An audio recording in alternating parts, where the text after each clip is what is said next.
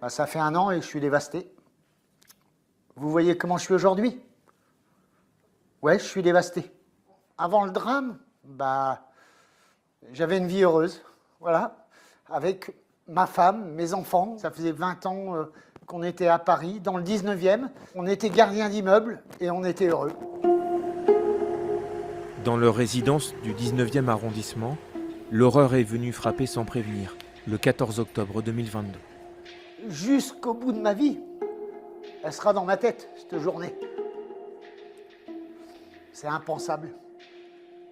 C'est une journée comme les autres. Elle rentre toute seule du collège, elle a son badge, elle a tout. Hein. Sauf que là, il y a cette fille qui passe devant, qui rentre. Il y a ma fille qui passe derrière. Elle est rentrée à 15h27. Puis c'est la dernière fois qu'on la voit. Mais où je vais la retrouver, moi, il y a 300 logements, vous vous rendez compte? Et puis après, il s'est passé ce qui s'est passé. On a retrouvé ma fille à 23h dans une malle en plastique. C'est un SDF qui l'a retrouvée. Voilà.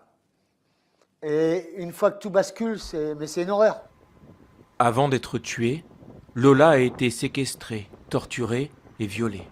Son calvaire émeut la France entière, effrayée par la barbarie et bouleversée par l'innocence de cette petite fille de 12 ans. Lola, c'était ma petite peste. Une fille joyeuse et puis prête à courir partout. Ouais, la dernière image que j'ai de Lola, c'est... Je la vois danser sur le terrain de pétanque à Berck. Mais comme ça, danser devant 100 personnes, parce que ça lui prend comme ça. Et puis, elle voulait être infirmière. Après, elle voulait être soignante. Après, elle voulait être institutrice, alors que l'école, pourtant, des fois, c'était pas son truc. Mais voilà. Non, ma fille, ce qu'elle aurait voulu faire dans la vie, je pense, c'est apporter de l'aide aux gens. Voilà. Ma fille, c'est un amour. Voilà. Et ça restera toujours mon amour. Et elle vit toujours pour moi. Pour Yohann Daviet, l'amour se conjugue toujours au présent et la justice au conditionnel. Mise en examen pour le viol et le meurtre de Lola, Dabia Benkired a avoué avant de se rétracter. Cette Algérienne de 25 ans n'avait aucun antécédent judiciaire. Un premier expert psychiatre n'a décelé chez elle ni maladie mentale, ni altération du discernement. Mais depuis, elle a été hospitalisée en unité psychiatrique et une contre-expertise pourrait bientôt remettre en cause sa responsabilité pénale et la tenue d'un procès. En attendant, son acte effroyable reste un mystère. Cette femme, non, on ne la connaissait pas avec ma femme du tout parce qu'elle était en sous-location. Je ne l'ai jamais vue. J'y souhaite même pas du malheur à cette fille parce que je ne suis pas comme ça. Est-ce qu'elle va prendre perpétuité? Est-ce qu'elle va prendre que 5 ans? J'en sais rien. Non, je n'ai pas de souhait pour l'instant. Je veux plus que ces choses-là arrivent pour n'importe quel enfant. Voilà, c'est ça mon souhait que je veux aujourd'hui. 2 mois avant le drame, la meurtrière présumée de Lola, en situation irrégulière, avait reçu une obligation de quitter le territoire français. Aujourd'hui encore, Yohann Daviet s'interroge.